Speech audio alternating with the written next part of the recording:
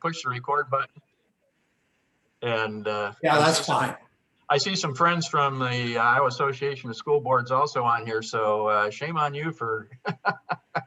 No, it really was. I mean, they handled it very well, very professionally, and it was a hate to say it, but it was a stupid song. I almost didn't even use it, and so I really if it came down between me and Sony, I think Sony would probably win. So. Well, ladies and gentlemen, for those, he actually needs no introduction. I think, as I put out in the email, there's no one more knowledgeable about state finances than its previous director of management, Department of Management, Dave Roederer. Dave's led the department for the last 10 years, but goodness, when he even was appointed, he had at least 28 years of experience on behalf of Iowans. And when he retired on January 31st, Governor Reynolds said, for 38 years, Dave has worked tirelessly on behalf of Iowans, and the work he's done will continue impacting our state for years to come. So, Dave, we're honored to have you, and please take it over. Okay, thank you very much. I do have a thing that says here, the meeting is being recorded, continue, but I can't get my mouse to get over there. Where is it here? Let me see what happens when I just click. Oh, there we go. I think we're good. Okay. Well, first of all, it really is a privilege to be with you all. I have attended some of your sessions over the years, and I've always found them to be very, very informative and a very mixed group of folks, which I think is a real strength to your organization. What I want to do today is go through a little bit about how we go about putting the budget together. And sorry to be probably boring to the senator and to Tom, but just kind of a high level is how we do it.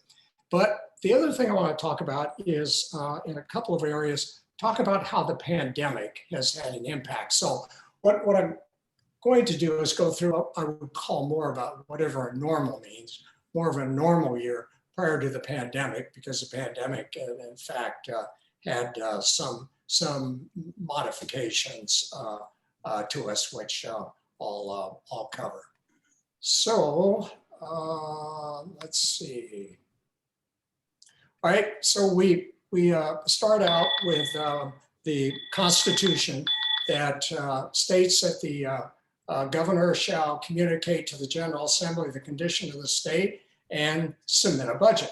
So every January that takes place, and it's the most exciting thing, of course, that happens during the year is the unveiling of the budget.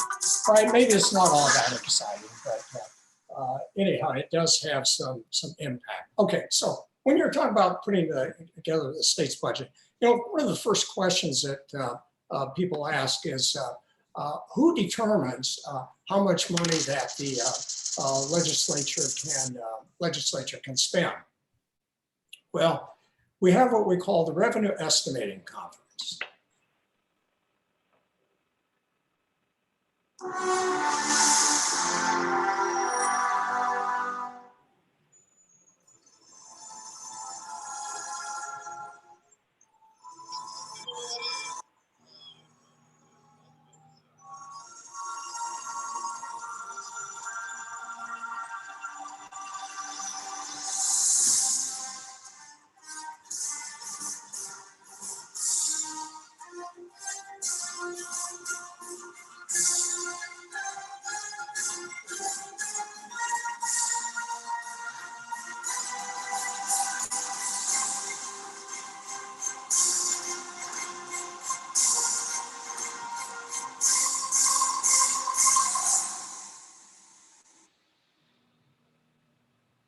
Okay, so the Revenue Estimating Conference was set up several years ago, and the whole purpose was to have one consensus. and also kind of come up with some parameters and try to get a real flavor for what the economy is doing. Now, before we had the revenue estimating conference, when I first was working in state government, everybody had their own estimates. The House would have an estimate, the House Republicans would have an estimate, the House Democrats would have an estimate, and same goes with the Senate. And it was decided that this really was not the way that we should be conducting business. So that's how it all got started. Now, there are 3 members, one appointed by the governor, one by the legislature, and then one that was jointly agreed upon by the House and the Senate and governor and the leaders in those bodies. Now, what we do is what we did, and what I was saying, we're required to meet, the REC is required to meet 3 times a year.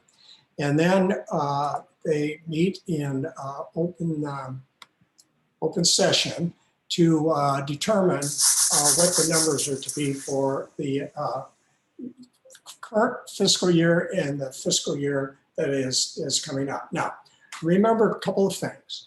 The governor must submit her budget based on the December revenue estimate.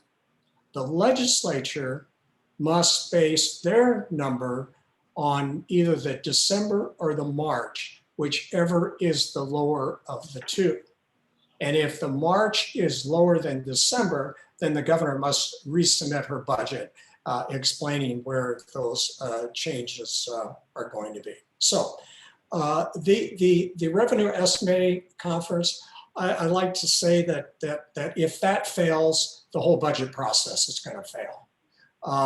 Iowa is been well served by having a revenue estimating a conference, because that is the number that everybody must use in making their decision. Now you say, well, what happens if they're wrong? Well, then everybody's going to be wrong. But it's not it's an estimate. It's one number. It's not a range like some states do, but it's a number that that everybody must use. And then we just can make adjustments as we go along, if in fact those numbers change. So that's where it starts. But the one thing to remember is that once that is done, then the rest of the pieces of the state budget then can come together.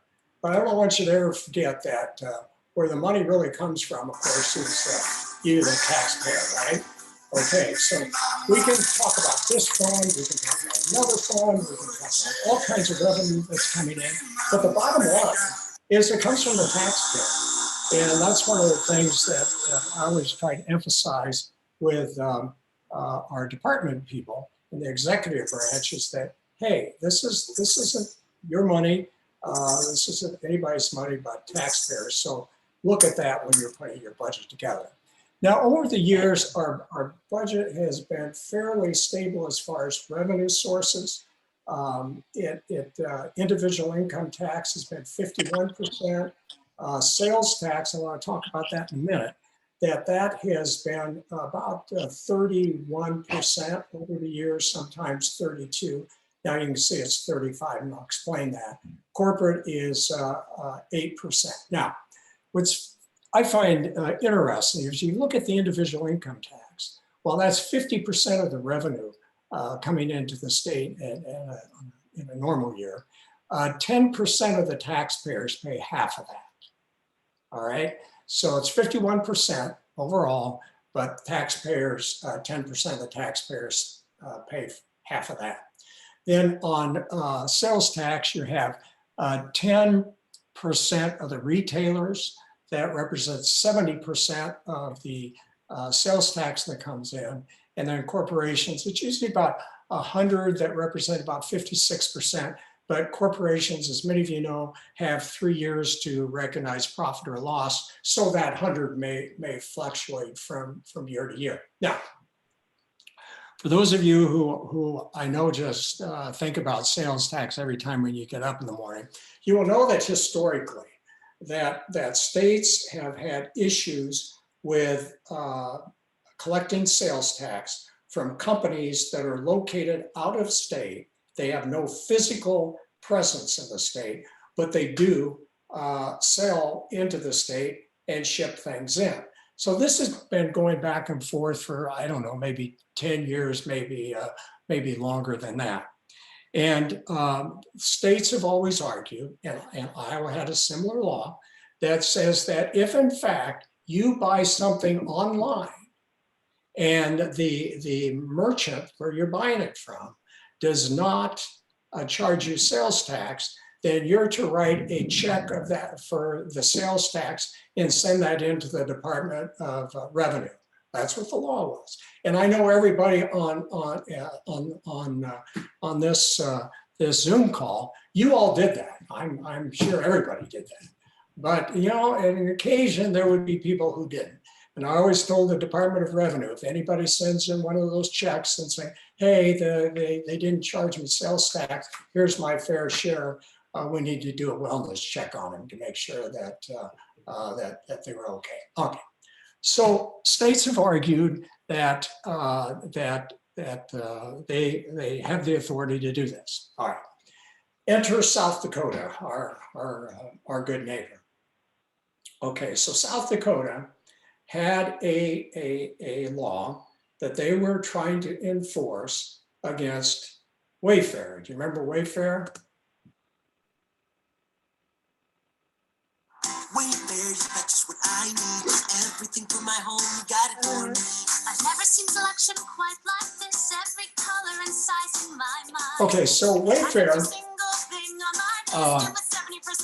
national company, and so South Dakota went to challenge the law that they should be paying.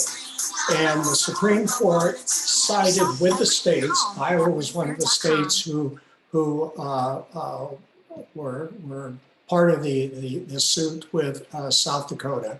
And you can see by a whopping vote of 5-4 that the Supreme Court ruled that just because you are not physically located in a state, but you're doing, I think, over, I can't remember how many millions of dollars in the state, that you have to pay sales tax. Now, the other issue was a fairness issue with all of the in-state companies were saying, hey, you know, we have to pay sales tax because we're located in the state, but if we were out of state and just were mailing things in, we wouldn't have to pay.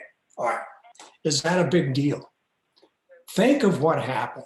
So this ruling came down in 2018, and it started going into effect in about 2019, I think, or about the 6 months of 2019. Then the pandemic hit. So think what would have happened if the state was not able to charge sales tax to the Amazons of the world, that our conversation about where our budget is today would be a lot different without that, without collecting that sales tax. Probably the biggest thing that has happened in sales tax, I believe, and the senator and Tom may disagree with me on this, but probably the biggest impact on sales tax since we eliminated sales tax on food and drug in the state of Iowa. So that is one of the reasons that people will say, well, gee, even during the pandemic, looks to me like your sales tax went up. Well, yeah, it did. And had we not been able to, had the state not been able to charge sales tax on the online, sales tax would have really dropped. Okay, let's move on. So all in all, that is estimated by April 30th, 22, it'd be about $8.3 billion that will come into the state. So now let's switch quickly to expenditures. Let's start out macro-wise. Education receives 54%, health and human services 25%, the justice systems, courts, corrections, and public safety 9%, and then all others are 12%. I want to just dive into the micro just a little bit on a couple of these. let's look at the major drivers. When you get into the specifics, school aid foundation is the largest. Wage and benefits for state employees. When I was working there, I thought that was extremely important. And then Medicaid represents, well,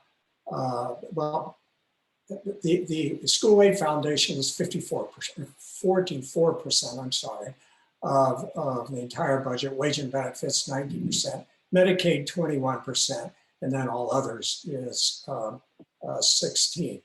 Now, education obviously is always a major topic, and I know that you've had education folks in doing presentations as well. So when you look at education, pre-K through 12 is 80% of the share.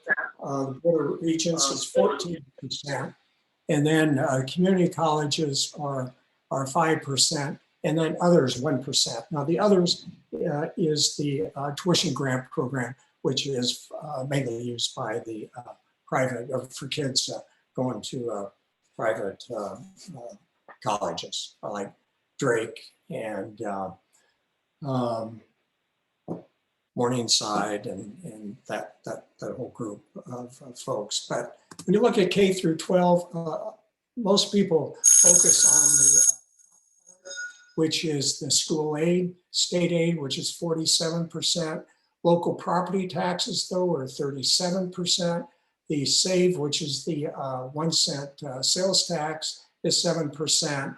And so in all total, you'll see that the amount of money that goes to pre-K through 12, the average is $15,574 per student. And that fluctuates every year because it depends on what the allowable growth that the legislature and the governor provide.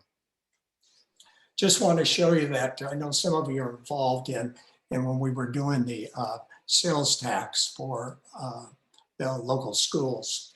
And remember, it started out that it was county by county, and then the legislature had changed that.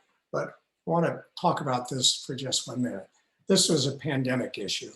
So if you look at FY21 and FY22, you'll see that the difference of the increase is only $27 million, not the smallest that I've ever seen. The percentage increase was the same. The difference was that 6,000 students disappeared. Now, when the people in the Department of Management folks came into me and said, here's what the projections are as far as enrollment goes, I said, whoa, this can't be right. I said, we lost 6,000 students. They said, no, that's right. I said, so should we put out an Amber Alert? I mean, do these parents know they lost this many students? But what happened was that as schools were doing more online, of course, and some were not opening, then the biggest number of students were in the preschool and kindergarten. So what was happening is that they weren't sending the kids weren't going to preschool or kindergarten because they were coming home anyhow. So that we think is what explains the numbers. Now, I'm going to be curious because for the following year, for FY23, I have before I left, when we had the governor's budget was put together, that we are assuming that most all of those numbers are going to reappear. That assuming that every schools open up as planned and as on schedule. So we think that's going to be there. Now, we do know that there were a number of students who have gone to private schools. And I ran into an individual who works at one of the private schools. This would be a faith-based one.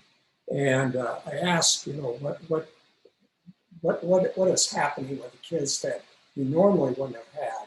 And she told me that so far the kids were still continuing to go to their school. So we'll see what happens. It may not be the full 6,000 that come back, but I've got a feeling that good percentage of those folks will come back. I kind of jumped the gun a little earlier talking about the 1 cent sales tax and what has happened. You can see how that has grown over the years. And it's better to look at it if you look at it from a per pupil basis. We started out in 2010, it was about $800 per pupil. Now it's just about $1,100 per pupil. And I think it has done what everybody thought that it was going to do. Matter of fact, it's probably been a little better. I think that that's why I always just kind of off comment. That's why I always got a little irritated when people are talking about the calendar year of schools and because it's too hot because they don't have air conditioning in it. Well, I tell you, with the money that has gone out to every school district, well, they should be able to have should be able to have air conditioning, and I think most of them have. But the definitions of infrastructure has changed a little bit. Before, computers were not included in the authorized use, but that is now allowed, and obviously that has helped school districts quite a bit. Now, one that's a little more tricky. Let's talk about Medicaid. Remember, I pointed out that human services was about 21% of the state budget. Most of that is in the Medicaid area. You can see how that has grown. I want to talk about it more of a pre-pandemic year than during the pandemic, and we'll get to the pandemic in a second. So what you'll see that on a per second basis, a Medicaid costs $200 per second. That's 24 hours a day. The state share is $39 before the pandemic, and the federal share is $160. But those numbers are a little bit misleading because what happens is that the percent that the state pays varies from year to year. It's based on the percent of increase in your income tax growth. And so that can change from year to year. And then during the pandemic, there was a change at the federal level so that more people were allowed on because of that. And during the pandemic, the emergency declaration, public health emergency declaration, that no one who was on Medicaid could be forced off. Now, in a normal year, it's means tested. By means tested, I mean they check every so often to see what the income is to find out whether or not you are qualified to be on Medicaid. Now, one of the reasons that this is so key to our budget, especially going into the future, is you can see in 1990, Medicaid constituted 7% of the state budget. Currently, it's 18% of the state budget, and it is continuing to grow. Now, I want to make it real clear that the Medicaid program, as far as healthcare goes, is the best insurance policy in the state of Iowa. The second best is state employees, and maybe the Des Moines School District. I think they have less of a copay than we do, and than the state does. So it's the same doctors that everybody else utilizes. So it's a very, very good program, and we have through the years have enhanced that as we've gone along. The problem is with the cost of healthcare continuing to increase, it's going to become more of a challenge all the time. Now, let's talk about where we're at with Medicaid during the pandemic. So you can see in January of 2020, there were 598,000 people on Medicaid. The public health emergency was declared in March of 20. And you can see that it went up to 611 in April. And the estimates now are that it will peak out in October of this year, with the assumption that the public health emergency will be terminated in December of this year. Now that could get extended, and if that gets extended, things will change. But you will see that from January 1920 till October of 21, you'll see that it increased by 24%. And then it should start dropping off some, because of the people will no longer be eligible, and that haven't been eligible for a while, but they will start going off. Now, who knows what Congress may do, but it's going to take a while to transition people off of there. So this is probably the biggest unknown that we have in the state budget, because it's an entitlement program, and if you qualify, you get it. It's a very good program. Most people will find once they're on it, and then they get off, that was the best health insurance that they had. So that's why you hear people in Congress always talking about putting more people on either Medicare or Medicaid, because they're very strong programs. So just by the way, sure you wanted to know this. There's 3,949 TACI districts in Iowa in one form or another, and each one of those colors indicate a different taxing district. One time I asked the folks at the Department of Management, I said, how many taxing districts do we have? And they said, well, we think we can come up with a map for that. So this is what I got. You can see that the only thing that's good for us for presentations like this. So, we use eight leading indicators as to trying to determine what's happening with the economy in Iowa. These are done each month by the Department of Revenue, and red means not so good, green means good, and this is done on a monthly basis. It gives us a pretty good idea of how things are going. The previous director said that Iowa's leading indicators were only 2 months behind every time you want to know what it is. But that's because of the timing issue as to when people file their taxes and also have to file their sales tax. Well, actually, they're looking pretty good. Long-term wise, are going out there for like 27. Now, I want to point out that this was done prior to legislative action this year. So with the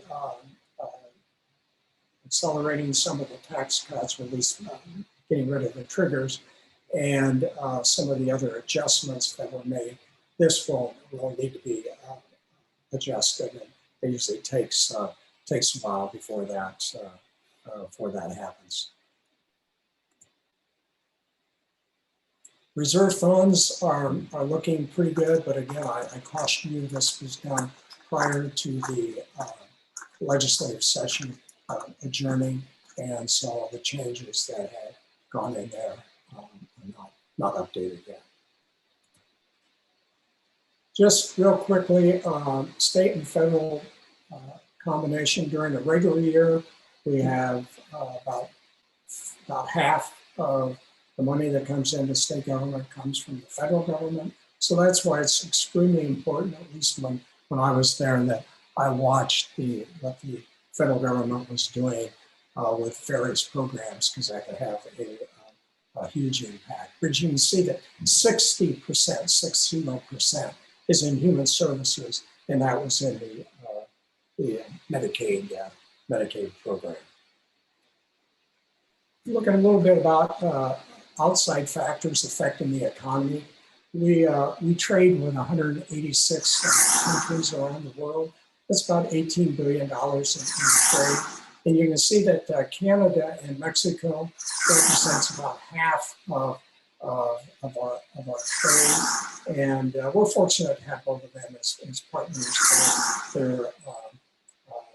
They're countries that make commitments that, for the most part, we can count on. And that's why these trade agreements that were renegotiated that are extremely important. So I always watch the U.S. Trade agreements since it's a large trading partner. And of course, China is huge for us for agriculture, and that so when they're maintaining their commitments on agriculture, that's helpful. And U.S., Canada, Mexico trade agreement obviously is very important to the state. Also, I always kept an eye on what was going on in the Middle East. 25% of the world's oil consumption still goes through there. The latest with Israel, the United Arab Emirates, Bahrain, and Sudan, those countries signed an agreement. While they're not great necessarily or huge militarily, they are as far as influence goes. And the Middle East, and you see what's going on in Afghanistan, that's always a trigger area, folks. I want to be a little careful how I say this, but I spent two and a half years in Saudi Arabia working, and that seems to be the area of the country, area of the world where people go to fight. And so that's always a key area when you're looking at internationally. If there's trouble over in that area, then that can have a big impact on our economy, mainly through the oil. During the pandemic, lottery and alcoholic beverages did very well. I must tell you though that I want to mention the alcohol issue is that during the pandemic, we were setting records on the sale of alcohol. And then when things opened up again, the sales continued to increase. And I was talking to the director, I just happened to run into him, and they're trying to get more of an idea as to what has taken place, because it could be a sign of alcohol problems maybe coming down the road. So while it's good, I mean, the state's always put in this position. On the one hand, we sell lottery tickets, we also sell alcohol, but we don't want to sell too many lottery tickets. We sell lottery tickets that people can afford it, and alcohol, you don't want people over and imbibing in that as well. So how that all shakes out, I'm not sure. Okay, now I want to talk about the derecho. Well, you know what a derecho is, right? That we had that Iowa's version of a hurricane, and I labeled this myself is we're having about the equivalent of federal money coming into the states. And if you look at it, that we had the CARES Act, which was $2 trillion in March. Then we had $900 billion in December. And then 1.9 trillion in March of 21. And then there's 2 trillion, I'm sorry, being proposed for infrastructure. And then there's discussion of 3.5 trillion for human infrastructure. Now, I don't want to get into needs or what's the rationale behind this, but folks, this is an incredible amount of money. that is going into the economies.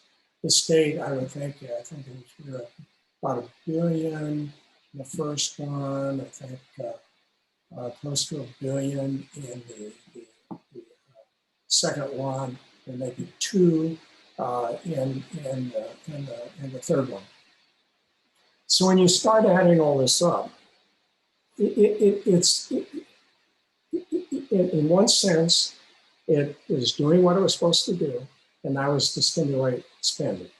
Then we switched to also providing relief. And it's almost like with what happened during the pandemic, we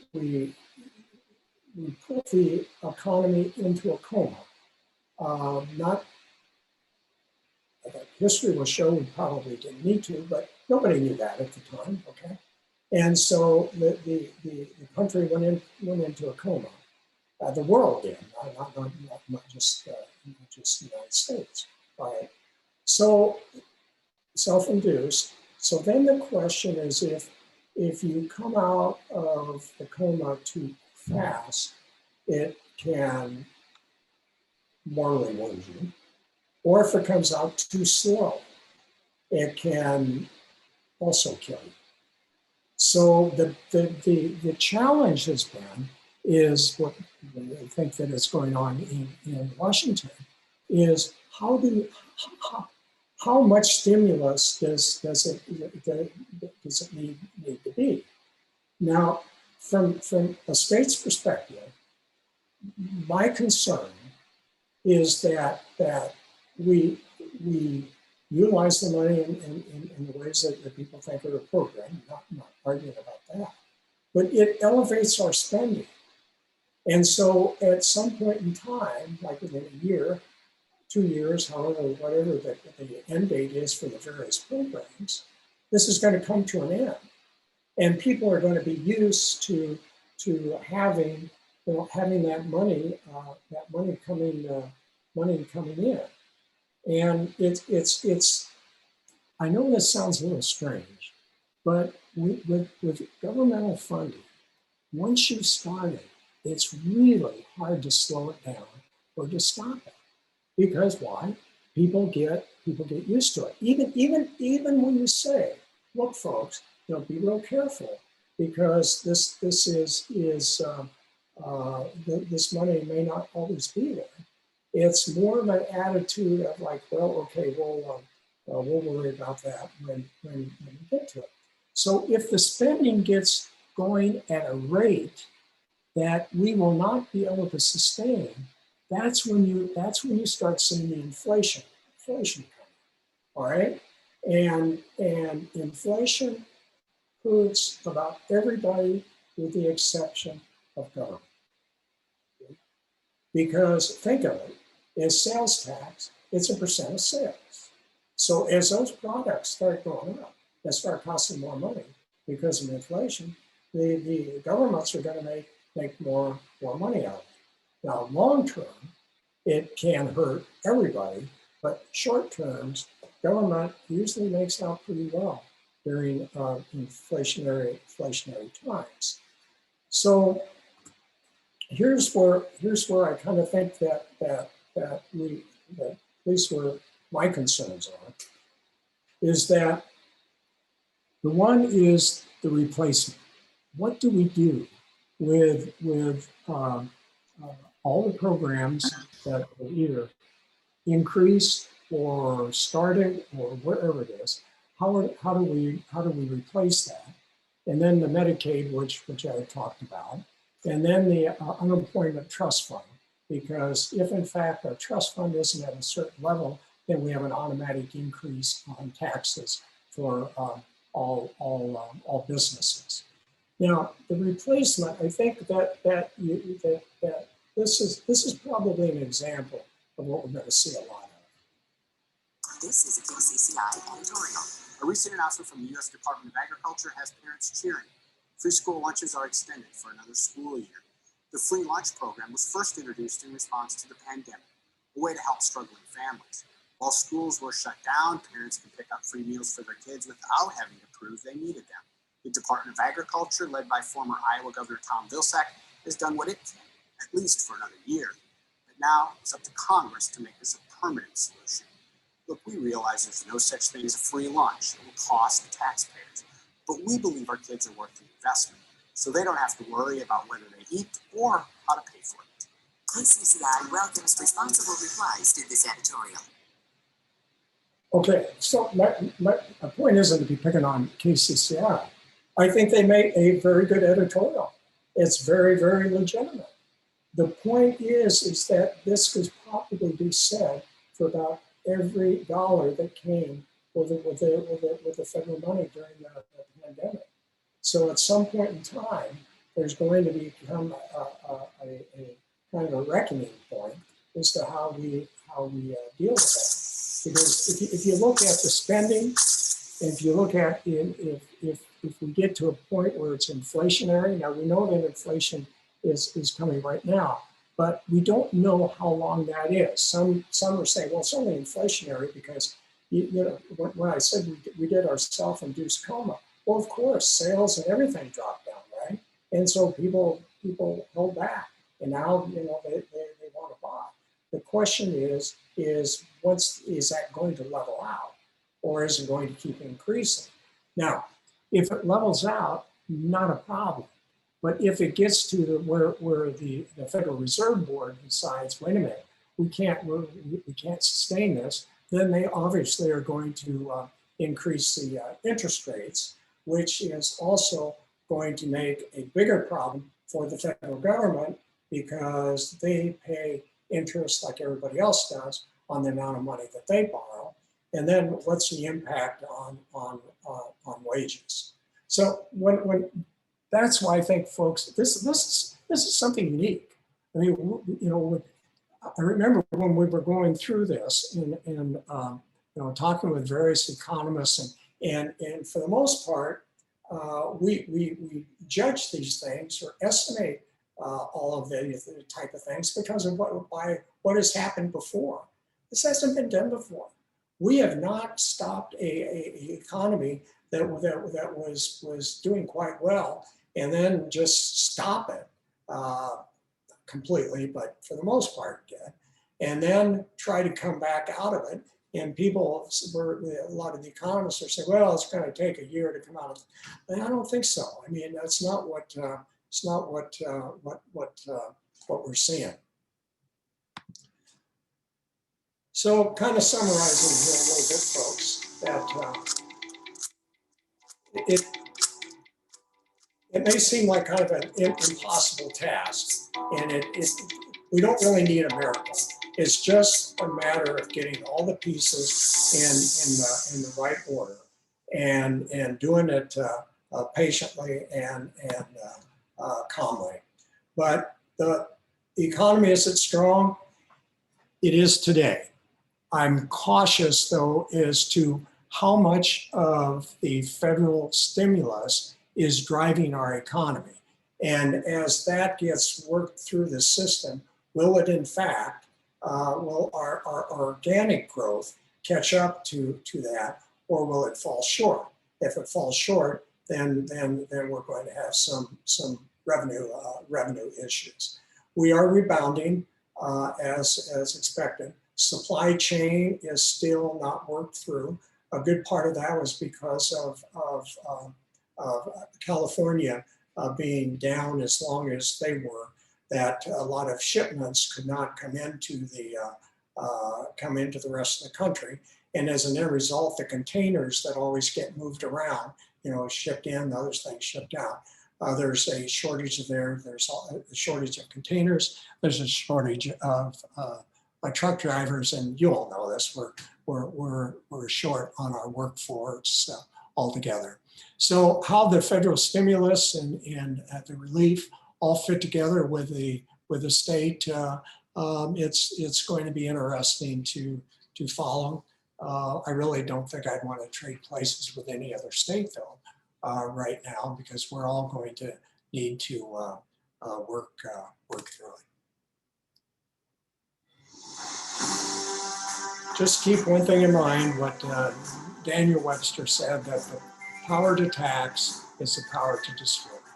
And that's why organizations such as yours is extremely important. It's very difficult, but once taxes start getting added on, they get reduced. And which the legislature did this session, but to get to the point where we got to, it only took about three or 4 years. So just always keep that in mind, and I think that it's always good that we have, you know, organizations like yours and Tom's to make sure that other people are watching.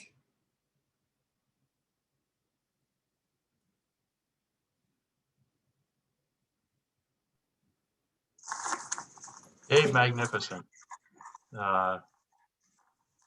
Very well put, and gosh, who does your PowerPoints? That's amazing. You're looking at him. I'd like to come take some lessons. Yeah. If you would release the screen and let's go into some dialogue. What I'd like to encourage you to do is either post a question on the chat room, or you'll find a reactions button. Has a little raise hand, as I just did. So if you have a question you'd like to have Dave address, put your hand up or hit the chat. Dave, I just have one to start out with. We're going to be in 2 weeks discussing education funding. And you were talking about the RISE funding. Certainly one of the things that occurred in Des Moines that got a good deal of press was the money that was available in the RISE account, and it made possible the funding for a stadium at Drake. And yet, because the reduced enrollment, et cetera, that's happening within the Des Moines district, they're going to be faced with some layoffs academically. What are your observations with respect to some of the funding silos that exist in the state for educational funding? What was the last part, Art? I was with you up till right at the end. What are your observations regarding what I refer to as the silos of education funding? Could they be diminished? Yeah, you know, one of the responsibilities I had as director of management was to sit on the school budget review committee. And those are when schools have run into a unique problem or situation that they can come and get authorization for additional spending. And we had the actual name, Art, is categorical funding, that they have them for various categories. Personally, I think there's too many, but kind of the way it has worked through the legislative process, and that, you know, people will say, well, we want to make sure money is, you know, used for that specific purpose. So that's how the categories get started. The problem is they don't get reviewed very often.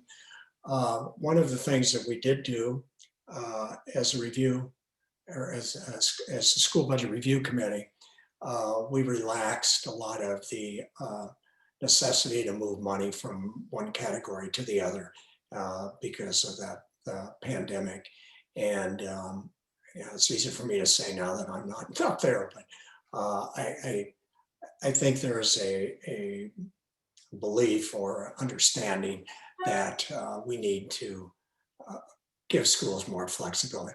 You know, we're always I don't know how to describe it in the state that you know, we're not geographically, we're not all that diverse, but we are. And the school district in Des Moines and in the suburbs have different issues than they do in many of the other parts of the state. And so we try to come up with something that is equitable. So all this, all the school districts are treated the same, but in reality, you really can't. You can't do that. And I think that look, there's always been a discussion about redoing the school aid formula, and I hate to admit this, but it is complicated enough that there's probably 3 people in the state that fully understand it, and I'm not one of them. But the person who does that part for the Department of Management is very good. But ours has been tested 2 or 3 times in court. It has been shown to be a equitable system for our constitution purposes. But as times change, and who knows what school districts are going to be like in the future. Still looking for hands, so please put them up. But it seems to me, as you were going through your presentation, Dave, the discretionary spending that the state has is getting increasingly squeezed by pressures from the combination of education and Medicare, or the social services. I'm sorry, the medical side of it. Am I correct there? Yes. Representative Kelly used to say when she was in the House, she said we basically the state educates, medicates, and incarcerates. Senator Chelsea, Claire, you want to respond? Oh, I've wanted to respond for a few minutes now and just have stayed silent. Thanks, Art. I think your comments on chat are well done. Well, I do have one question. What's our long-term strategy for higher education? It seems like we just decided that it's not important enough to fund. I'm astonished, honestly, that we're just giving up. Claire, just to be clear, are you referring to funding of Regents institutions? The Regents institutions got 0 new money this year. They had no increase. Yep. I was surprised by that myself. A lot of it had to do with the amount of federal money that they're going to be getting, but again, that's just for a year or 2. Right, but then on top of that, they gave more money. They gave more of our Iowa tuition money to privates as well. And then on top of that, more money for the STOs. So I just don't understand how, it's our responsibility, like the representative said, it's our responsibility to do those 3 things. And really, we can't be looking to parents and students getting these huge tuition increases every year. It's unsustainable. And we're starting to rise, not to the top of the heap as far as value for the dollar, but we're basically at the bottom among our peers for supporting public education. It's worrisome.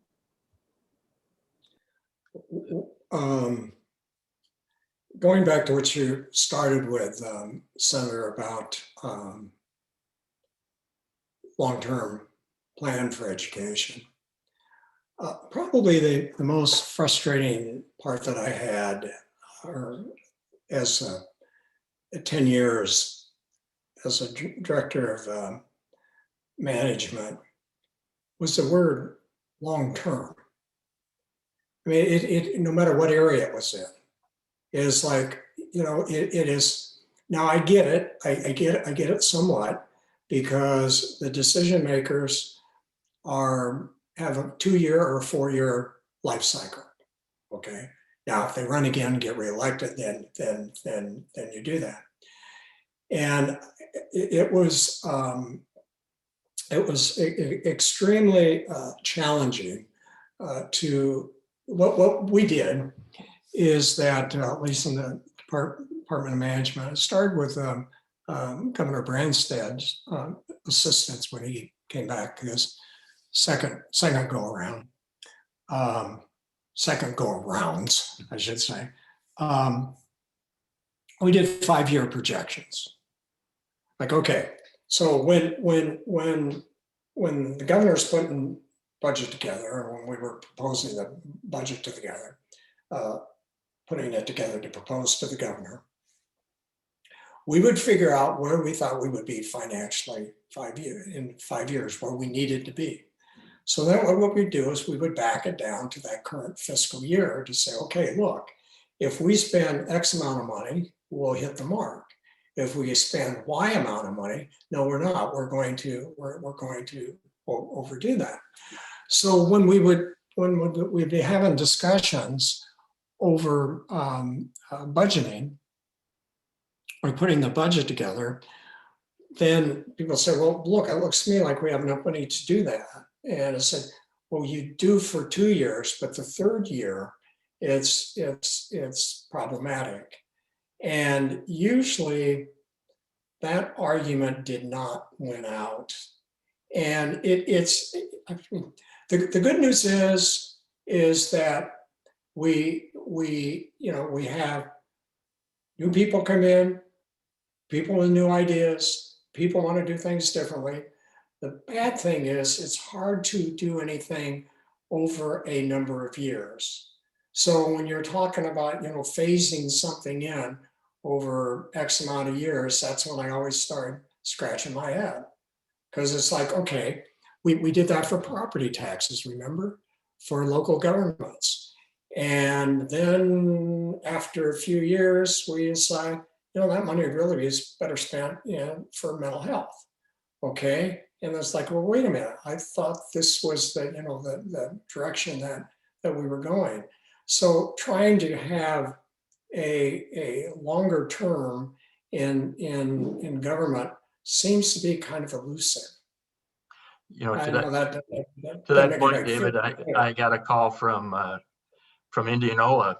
The community had passed a 1 cent local option sales tax based on some water treatment work that was going to go down, and appealed to the state board.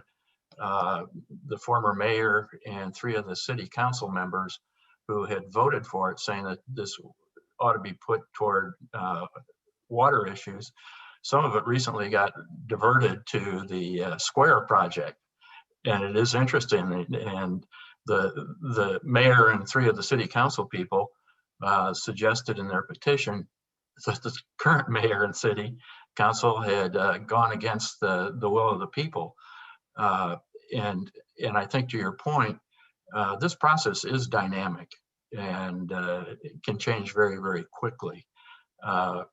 Mike Van Milligan, are you still on? Would you like to ask your question? Mike, yeah, sure. Mike, can you hear me? Yeah, you asked Mike, go ahead. Yeah, David, I was just asking, I'm the city manager in Dubuque, Iowa. And yeah. thank you very much. This was very informative and I appreciated the opportunity to listen in. My question You folks are related doing to great work up there. Well, thank you for saying that. My question related to that South Dakota decision, and then as you said, boy, wasn't that timely because of the pandemic, a lot of more online purchases started to happen. Do you have any idea of the percent of the state sales tax collected? How that the online portion of that increased after that South Dakota decision? It's funny you asked, Mike, because about 10 minutes before we started, I thought, wonder what that is. The best information I could get in a short period of time, statewide, it looks to me like it was about 177 million. Wow. Okay. Thank you. I wouldn't take it to the bank. I think it'd be interesting. Part of the way that makes this a little challenging, Mike, is that it's all lumped in together. Right. But I'll tell you who could really tell you would be Amazon. Yeah. Right. That's for sure. I don't think this is anything wrong by saying this, but when the Supreme Court decision came down, Department of Revenue had conversations going on with all of the big online folks, and they estimated how much they would be doing into the state, and they were pretty accurate.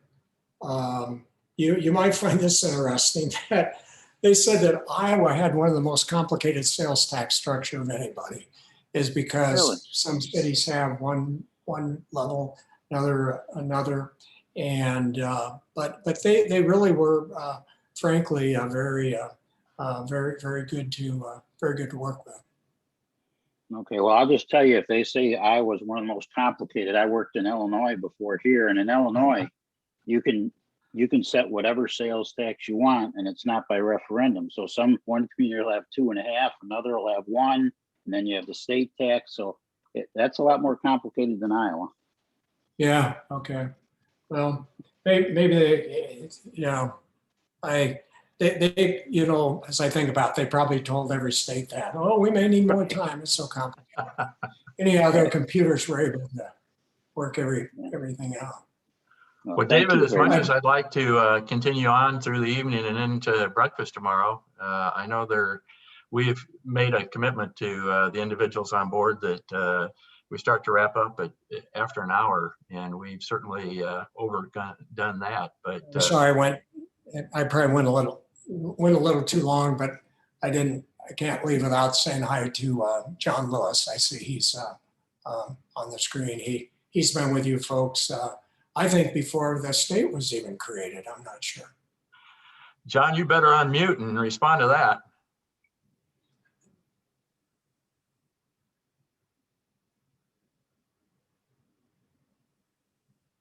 I don't know if you can unmute yet, buddy. That'll have to be next month. Yeah, we'll get him next time.